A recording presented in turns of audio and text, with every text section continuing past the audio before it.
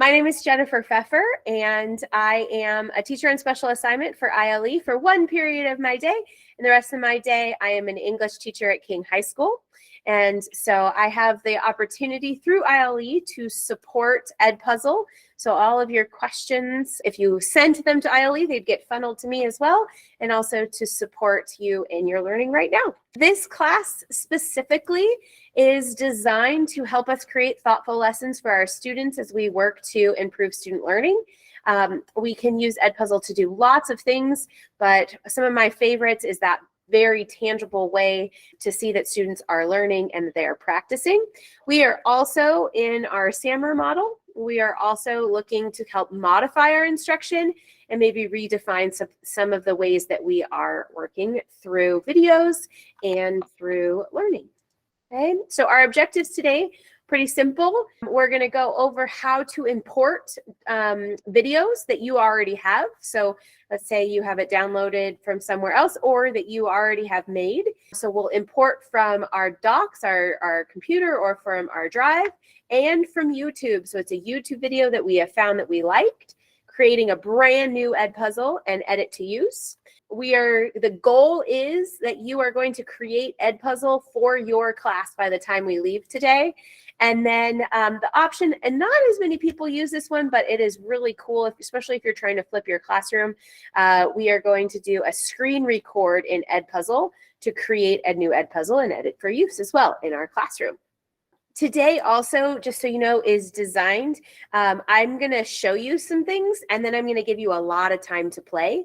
And then at the end of the session, I'm going to ask you to give me that visual product of something that you've created. Give us the link. Let us look at it or where we can find it, and then we'll do the time card. So you are going to, I'm not talking the whole time, you are going to have a lot of time to practice these things because other than getting them in, how we start the Edpuzzle, most of it is very similar. Okay, so just FYI. All right, so some of the magic, and I know you guys are probably users, so you know this, but once we get that video, once we get that Edpuzzle created, students can watch it at their own pace. We can do live sessions, which we practiced in our Edpuzzle 2. We can hold every student accountable for every aspect of it. We can see lots and lots of information of how much they watched questions. We can monitor their progress live if they're doing it in front of us. Audio responses for open-ended questions, that's new for the school year. So every single short answer can be an audio response. And then one of the things we're going to talk about today is you can use Edpuzzle to do your screen recording, do your lessons. You don't need to make it somewhere else and bring it into Edpuzzle. Okay, so some of this magic behind it. So in the chat, what is one of your favorite parts of Edpuzzle? How do you currently use it? If you don't use it, but you're thinking of what to do or how you're going to go about it, go ahead and give that to me in the chat. All right, live feedback of student answers, additional practice for concepts of science, Spanish dialogues. Okay. Incorporate more often practice and check-ins. Yes, Margot. Kids like it. They do. Increased engagement. Perfect. The live version is fun. Erin, do you use the live version? Yes. Okay. Kid-friendly. Perfect. Immediate feedback, learning to create new ones. Awesome, awesome.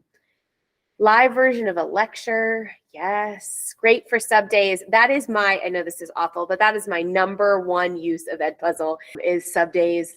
Okay. I also, one of the other things that I love is when I want them to watch like a short 3-minute video. I know my kids, my high schoolers tend to think, well, it's not that important. It's only 3 minutes. And I can't, especially in my AP class, they're the worst ones. They don't actually watch the video, but when it's an Edpuzzle, I have that accountability. I can make them. Anonymous student answer to model great responses. Yes, you can actually do it live right in front of them. Variety, variety. Another selfish thing is there are so many Edpuzzles that are already made that it saves so much time. I started Great Gatsby today, and I needed a 1920s introduction, and usually I would teach through the entire video, and today I Googled, is John Green video already here? It was, and it had 25 answers, and so I opened it as live, and I'm like, let's go. It saved me so much time. So Lots of cool things. I love to hear it too. Tons of Spanish from different regions. Ooh, so some of that cultural stuff, Jennifer, right? And different kinds of Spanish. That way I'm assuming. Absolutely. Absolutely. Very cool.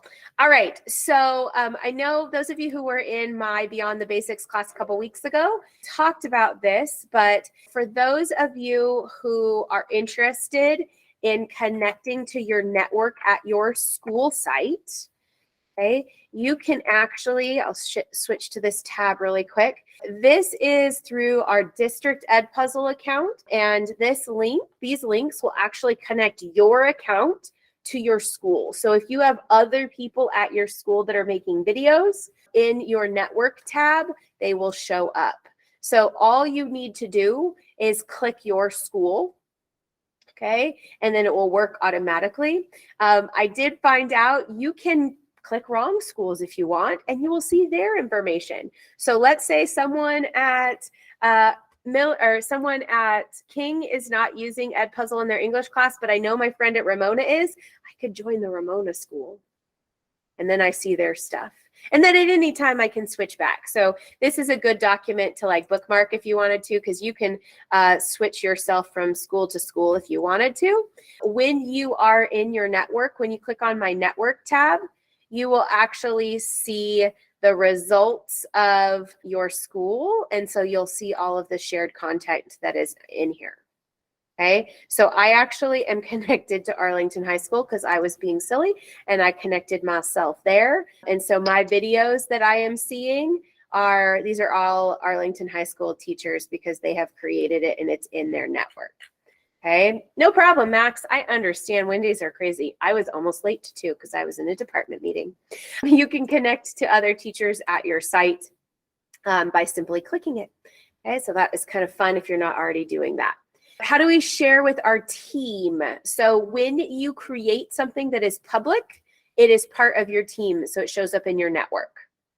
If you make something that is private, then it does not share with your team automatically. It wouldn't show up, but there is a way to create it privately and then to share it by sharing it to no, there's not. They've changed it. Okay, ignore me. You only are going to share with your team if it's public, and then they're in the network. I love that EdTech changes their mind in the middle of a year after you've already perfected something. Anyway, all right, so that is that one to show that. Okay, so editing in Edpuzzle. How many of you already edit Edpuzzle? Give me click the emoji button with the reaction, and if you already edit Edpuzzles, give me a thumbs up. All right, so it looks like a lot of you already do, okay, but there's a couple of you who don't. All right, so I have these slides. I am not going to go over this live because I want you to have more time to play, but I am going to go through just a couple of things very quickly. And this is especially important when you're bringing your own content in. You can change the title at any time when it's your content.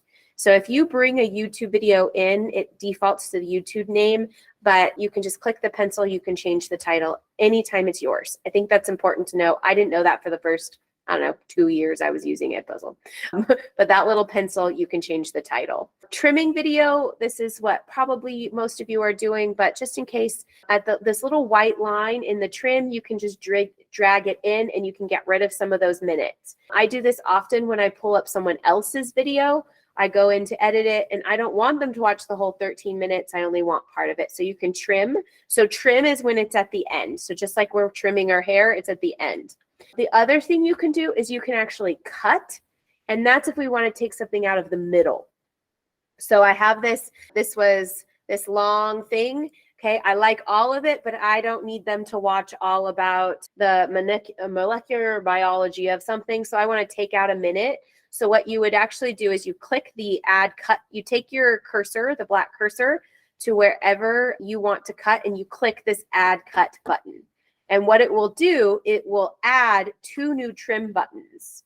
And that way you can drag your trim buttons and get rid of what's in the middle. And then when you are in that video, it will skip that section, and it does like a kind of like a Google slide transition in between, and then your 2 videos. So in a trim, it's the ends, like my hair. In a cut, I'm cutting in the middle.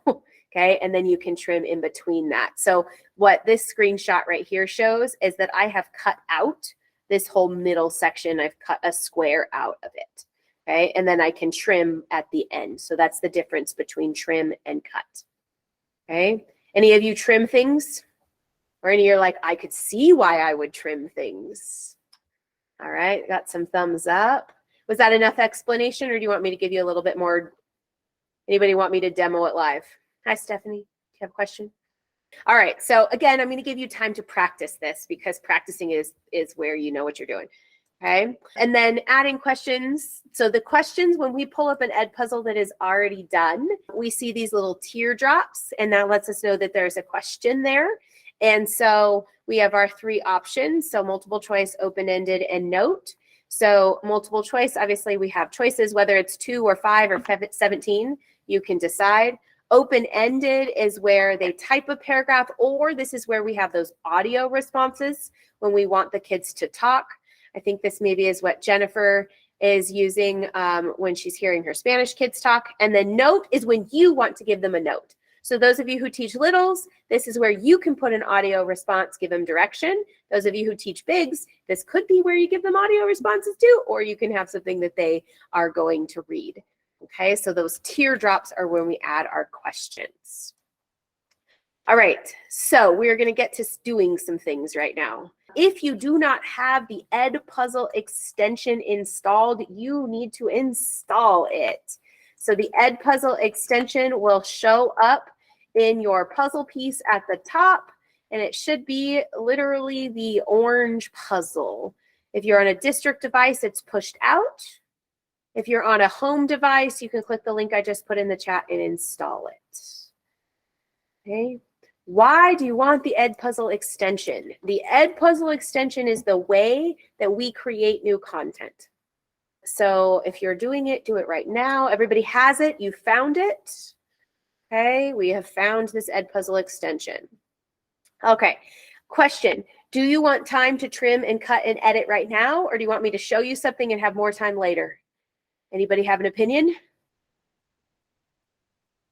More time later, show now, more time later, show now. Oh my gosh, you're back and forth. Everyone. Okay, more time later, more time later. Okay, more time later. I'm gonna give you more time later. So I'm gonna skip this slide, okay? Not instead of play right now. All right, so, oops. 3 options for getting our own content in. Option 1, upload directly from our Google Drive or our My Computer into Edpuzzle. Option 2, record within Edpuzzle. It's like screen capture. Option 3, do it from YouTube. Okay, so 3 options. All of this, basically what we're doing is we are getting a video file into Edpuzzle so we can add questions. And Edpuzzle has made it pretty straightforward that you can get this video in any way. Okay, so when I am going to upload the video, these are our straightforward steps. So you're going to log into your account. There is a big blue button that says add content. You find the video, whether it is in your Google Drive or whether it's on your computer, okay? And you click upload and it's done, okay? How many of you have computer videos on your computer that you could upload? You've made them already? Tina does. Spencer does not. Jennifer does. Rena does. A couple of you. Now, if you don't and you don't need to, you don't need to. But if you have them, right, and you want to Edpuzzle them, these are your steps. It's pretty straightforward. Okay. When I go into Edpuzzle, okay, I'll demo this just really quickly live. All right. So when I am in my Edpuzzle screen that you see, okay, up here, add content. I click my button. I have upload video is my option. I'm going to click upload video. I can then drag my file. I can choose my file. I can find it from my Google Drive. Max, I agree with you, me too. But when I go to my click Google Drive, it's going to ask me to log in again. Even though Edpuzzle is connected to my Google Drive, it makes me do it every time. So now it's going to search my Google Drive for what my videos are. Okay, I'm going to pick this one. This is a book chat all the way back to COVID. Okay, it's a video of me teaching kids how to do a book chat. So now you'll notice I literally clicked upload, I picked it. And so right now it is preparing, and it's named it this funny name, and it's uploading this video. Okay. Depending on the length of your video, it might upload very fast. It might upload very slow. Okay. But it's going to upload. Now, how do I find this later? Over in this side where you have your my content. Okay. Sitting right here where my content is, this is where all of your video projects are. So these are all of my Edpuzzles that I have edited, okay, that are there. So here's my Roaring 20s background notes that I was telling you about. Bill Nye, the Science Guy, my pep talk, if you were with me, Cesar Chavez, this is one of my warm-ups. They're all here, including the videos that I upload from my computer. Okay. This video I found on Facebook. I downloaded it from Facebook onto my phone and I uploaded it because I couldn't find it on YouTube. Right. So that's one reason why you might upload your own content, is if you can't find the video on YouTube. Okay. But again, it's preparing, it's thinking. So that is how I upload videos. Any questions? I know you haven't played, but any questions, or does that make sense? And then you're going to have time to play. Sounds good. Okay, option number 2, importing from YouTube. This is even easier, but it's basically the same thing. So you're going to go to YouTube. This is what Max said, right? You're going to go to YouTube. You're going to find the video that you want, okay? Then on the YouTube window, you are actually going to see if you have the extension installed. If you don't have the extension, you won't see this. But on the YouTube video itself, you'll actually see the button, Edit with Edpuzzle. You click that button, and then magic happens on Edpuzzle, and it brings it from YouTube into Edpuzzle. It does it all for you. Literally, you don't have to do anything with that. It just happens automatically. I'm going to switch, show you what this looks like. So I am in YouTube. Maybe. School districts are easy targets. This love my friends at ILE, this lovely video about fishing, where he has his fishing is really funny. But Carolina Perez, if this is the video I want my kids to learn, literally I'm just going to see this Edit with Edpuzzle button. I click it. Magic happens on my screen. It is now a fishing video in Edpuzzle ready for me to edit.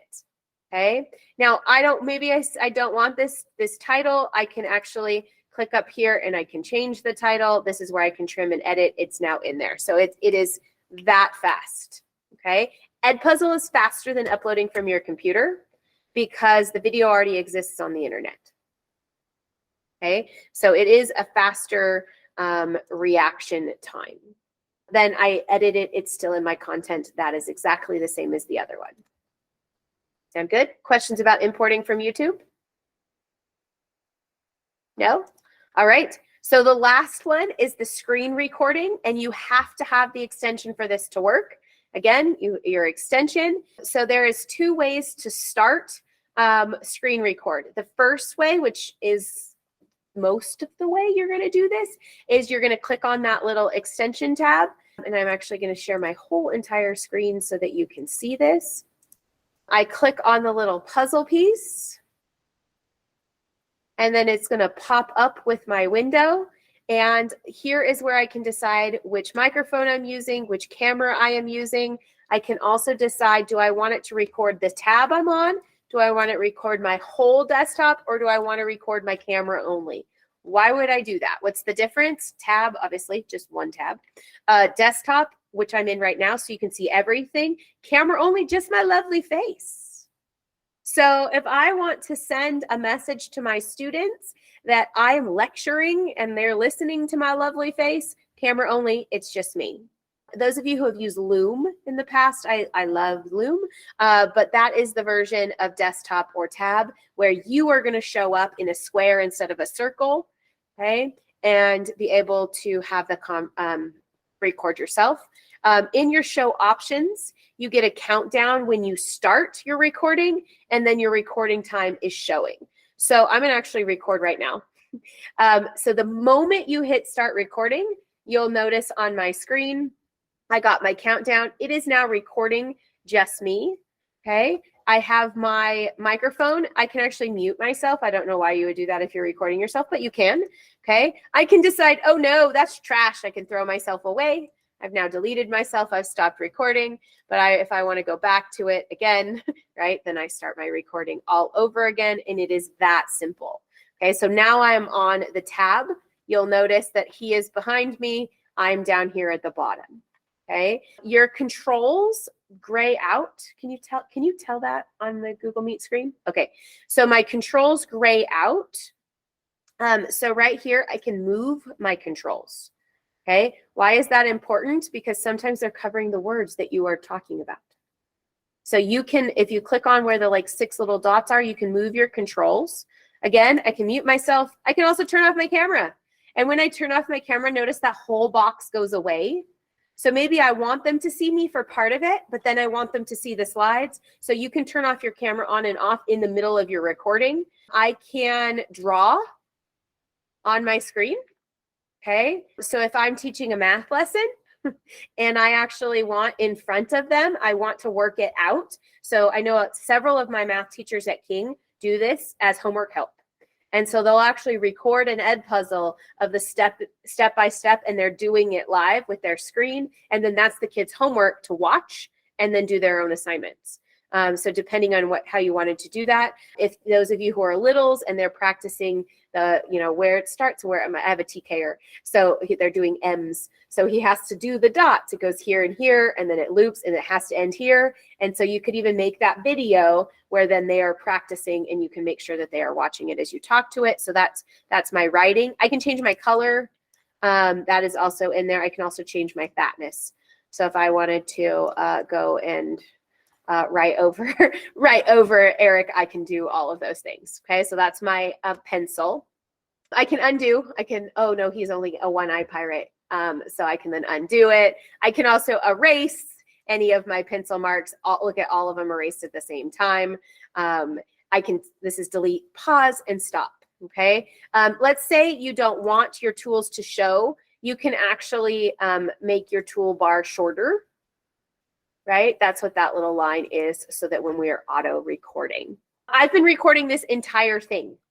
So when I hit stop, I have a 2-minute and 17-second Edpuzzle video that is now made, okay, of me recording. So you'll notice I have my untitled up here.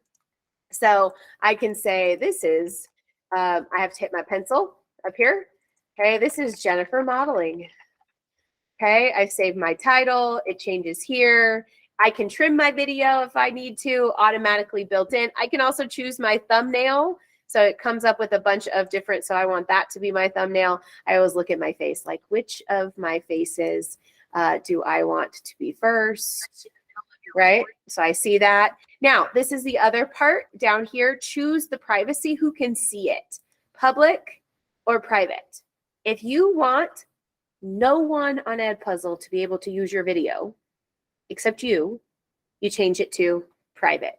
You can use it, your kids can see it, but Aaron can't find my video, right? If I change this to public, then Aaron and Tina can pull this up and they can edit and they can use it what they want.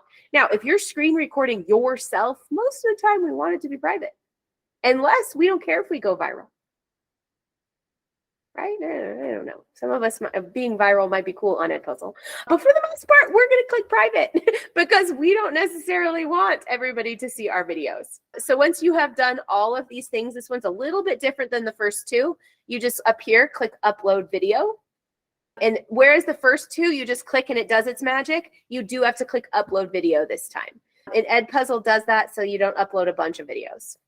Okay. Now, but you did notice even that was 2 minutes, 17 seconds. It's pretty fast. Okay. And now I'm back to my editing window. So this is where I have my cut, I have my voiceover, and I have my questions. Voiceover, again, is, I don't have a slide for this, but voiceover is when you want to talk over the slides.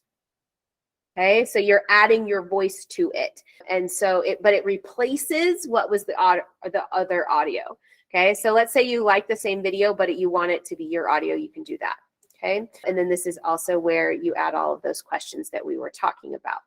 Along this trim line, you can take it wherever you want. You don't have to listen to the whole thing to add a question. So let's say I want to go to where I made the pirate joke, and I want to I'm just dragging it to where I made him a one-eyed pirate. And so I can drag that little line, and then I can add in my question, pirate. It's been a long day. Oh my gosh.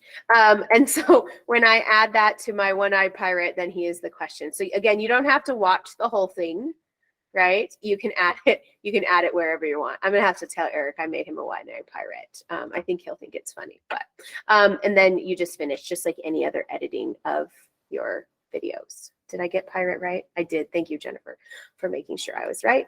And then I click finish. Now, when I want to go back to this video, when I go to my content, now it's preparing, which means it's uploading. But here is this one that I uploaded from my computer. It's now ready.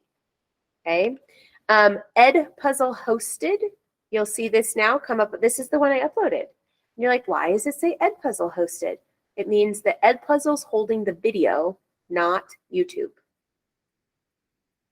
Okay. So when I look at this one, you notice it has nothing. This pep talk, that's a YouTube video that I brought in. But this one is uploaded to YouTube. Or sorry, uploaded to Edpuzzle. So it's holding the video. Okay, this is holding the video. This one is going to say Edpuzzle hosted to is when it's done. Right, see? Because this is my video, so Edpuzzle hosted. This one from YouTube, it doesn't say anything. So when you see that, you can tell.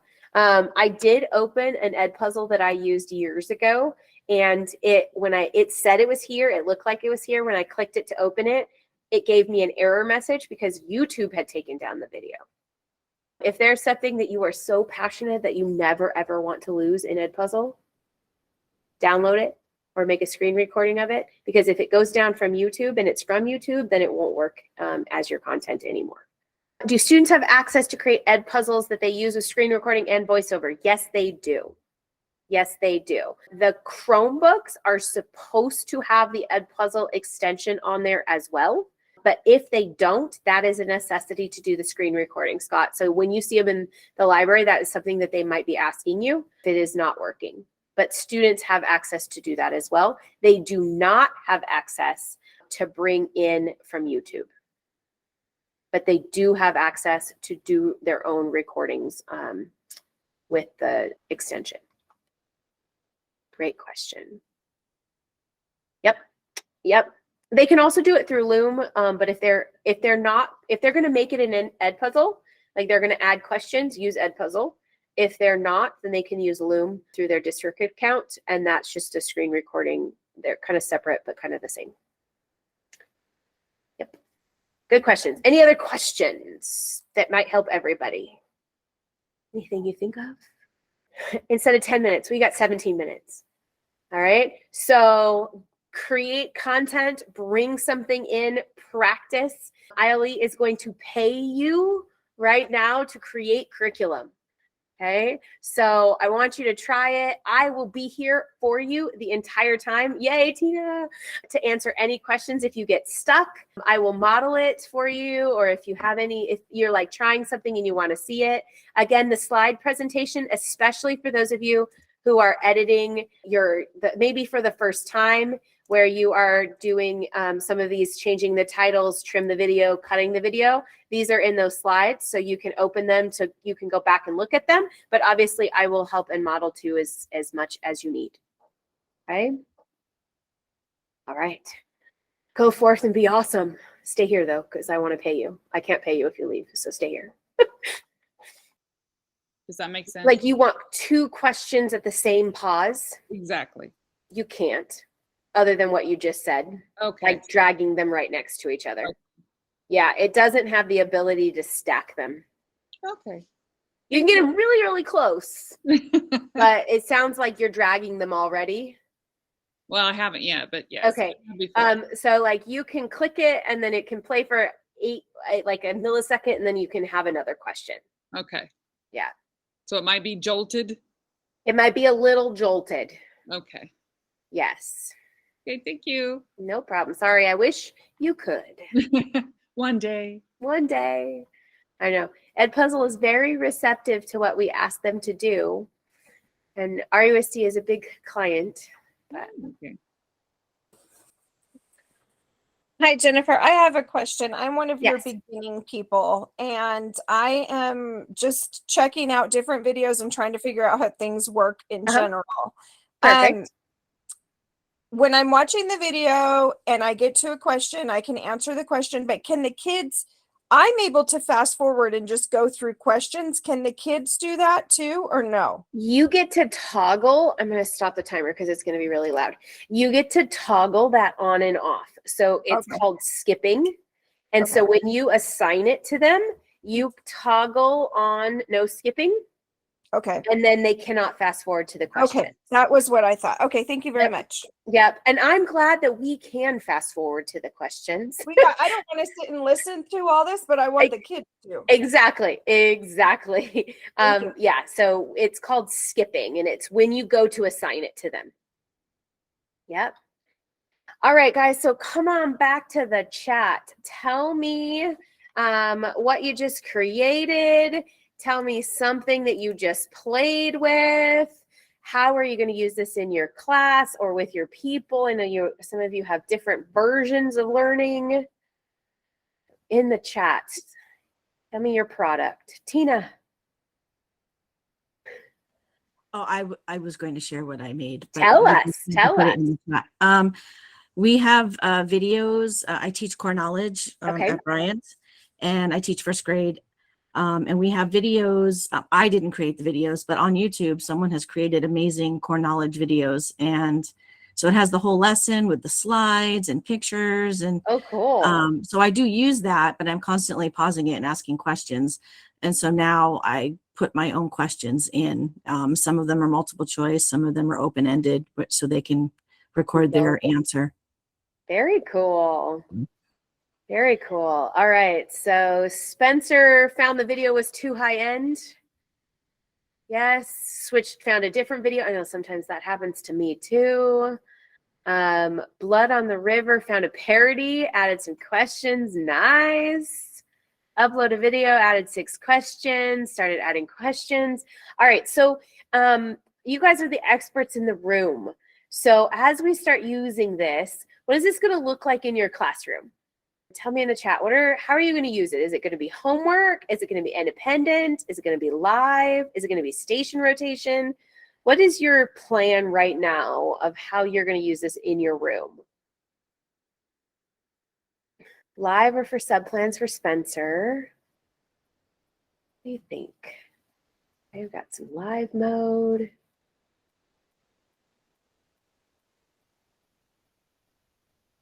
Okay, move to live, go back and forth, independent, before a lecture, homework. So Erin, you started using live after last week. Do your kids like it? Yeah, they like it. They're, because I had been assigning it more as like independent work before. Okay, But I wanted to have a little bit more buy-in to the videos and gotcha. dive a little deeper on some of it. Okay, and use it's it more as a teaching tool versus just a activity for them to do. Okay, very cool. Yeah, because you can use the live mode as part of that instruction. One of my best friends, she teaches in Alvord, but she teaches 4th grade, and she uses her Edpuzzle live. And then when she breaks into her small groups, she has the kids go to self-paced, but in one of her small groups, they work together after the live to keep going. And then she takes her small group to do some teaching. And then she has another small group that's doing something else, but she's added it to one of her rotations, but she does start the discussion together. And then when they're in that rotation, stays in that live. And when she told me that, I was like, that's brilliant, Tani. It's absolutely brilliant. All right. So Jennifer, you're using, so videos you already had. Perfect. But now they're entirely in Spanish. Excellent. So got some of those things in there. Rena's going to use live mode. All right. So helpful tool. Helpful tool, something we definitely want. Okay. So basically, other than time to play in it, Eureka Math. Okay. There you go, Roseanne. Other than time to play, you pretty much have done all of the things in Edpuzzle with these 3 different classes. And so if there's anything else that you like stumble upon as you're continuing to use this that you're like, but what about this? Feel free to shoot me an email and I will help at any time that I can. to make sure that you've gotten it. So good job. I am proud of us. All right. So again, our goal, our overarching goal is to improve student learning. And so how do we use Edpuzzle to help us use that appropriate technology? How do we be more thoughtful in what we do? Add those questions. Oh, there you go. Your own video. See?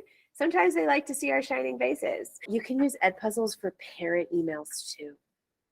You want the parents to make sure that they listen to the whole thing. And my son's teacher from Hawthorne did that. And then like we were on his account, but it's like his homework was to watch it with me. We had the whole thing. And then there was parent questions involved. I was like, oh, that's so smart. I don't know how I would do that for secondary, but for elementary school, I was like, brilliant. So actually, and also, how do we transform some of what we are doing? How do we take these videos that we use to teach? We all use videos to teach and use them in lots of different ways.